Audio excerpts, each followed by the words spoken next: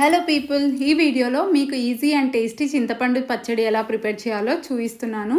First అయితే పల్లీలు fry చేసి పక్కన ఉంచేసుకోవాలి.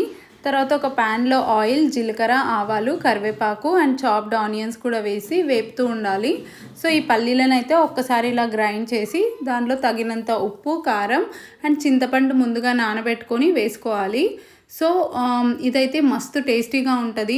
నేనైతే పెళ్ళికి ముందు ఎప్పుడు తినలేదు. సో మా అత్తయ్య వాళ్ళ సైడ్ ఇలా ప్రిపేర్ చేస్తారు. సో నాకు చాలా ఫేవరెట్ అయిపోయింది ఇది. ఇప్పుడు ఈజీ అండ్ టేస్టీ అనమాట. సో మీరు కూడా ఒకసారి ట్రై చేసి చూడండి. అండ్ ఇది వచ్చేసి కొంచెం ఫ్లేవర్ కోసం బెల్లం యాడ్ చేస్తున్నాను. సో ఇవన్నీ ఒక్కసారి గ్రైండ్ చేసుకోవాలి. కొంచెం హార్డ్ అనిపించినట్టయితే కొంచెం వాటర్ కూడా యాడ్ చేసుకోవచ్చు. ఇంకా ఇలా దీంట్లో కొంచెం పసుపు యాడ్ చేసుకొని ఇంకా పచ్చడి అయితే రెడీ అయిపోయింది.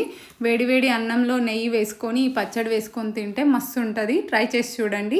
Thanks for watching. Bye bye.